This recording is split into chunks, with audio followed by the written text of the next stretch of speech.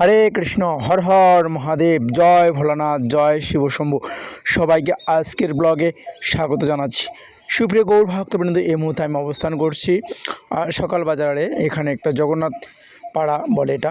তো এখানে একটা পুরনো মন্দির রয়েছে। তো আজকে এই ব্লগের মাধ্যমে আমরা আপনাদেরকে শিব চতুর্দশী উপলক্ষে এই মিনি ব্লগটি করছি। ব্লগটি ভালো লেগে থাকলে অবশ্যই লাইক এবং কমেন্ট করে জানাবেন। তো সুপ্রিয় দর্শকবৃন্দ, আর কথা না বলে চলুন আজকের ব্লগটি শুরু করা যাক। সবাইকে শিব চতুর্দশীর অনেক অনেক শুভেচ্ছা। শিবের আরেক নাম হচ্ছে আশুতোষ। শিব অল্পে সন্তুষ্ট, এই জন্য তার নাম হচ্ছে আশুতোষ।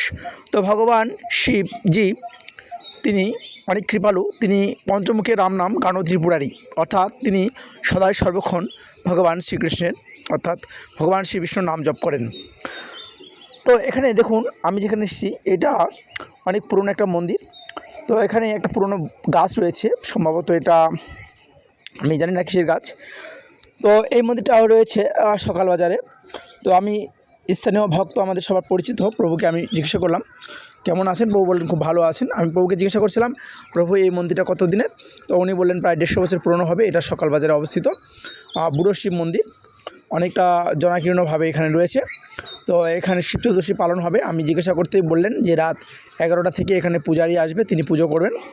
তো সেই পাখে আমি একটু 4-5টা ভিডিও করে নিলাম এবং সেখানে আমি আজকে প্রথম দিন যেহেতু, আর আজকে যেহেতু ত্রয়োদশী যুক্ত আছে, এই জন্য চতুর্দশীটা আমাদের বৈষ্ণবীয় মতে আগামীকাল করা হবে, অর্থাৎ 16 তারিখে।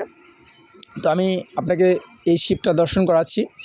এখানে প্রচুর ভক্ত সমাগম হবে কালকে এবং আজকেও, হয়তো বিকেলের পর থেকে সন্ধ্যার পর থেকে আসবে।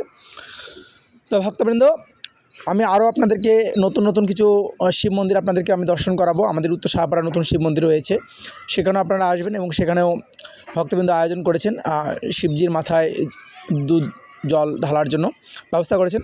যেখানে একটা ভক্ত ছেলেকে দেখা হলো, তাকে আমি বললাম শিব সম্পর্কে কিছু বলো। তারা কিছু বলতে পারলেন না। তো আমি তাদের বললাম যে শিব হচ্ছে ভোলানাথ এবং তিনি হচ্ছেন তমোগুণাচ্ছন্ন ব্যক্তিদেরকে তিনি দণ্ড প্রদান করেন, এইটুকু তাদেরকে বুঝালাম।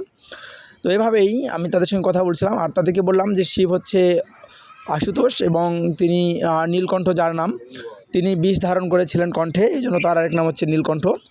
তো বলতে বলতেই আমি একটা ফুল নিয়ে আসলাম এবং সেই ফুলটা নিবেদন করে আমি হর হর মহাদেব বলে আমি মহাদেবের চরণে আমি নিবেদন করলাম।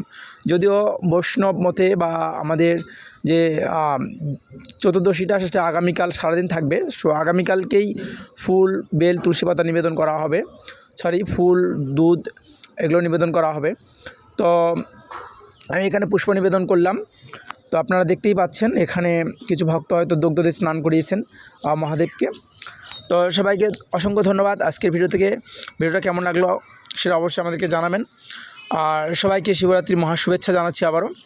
তো ইতিমধ্যে কারেন্ট চলে গিয়েছিল, তো আমি তখন একটা ধূপকাঠি নিয়ে সেখানে আরতি নিবেদন করার চেষ্টা করলাম, সেখান থেকে নিয়েই কারেন্ট চলে গেল।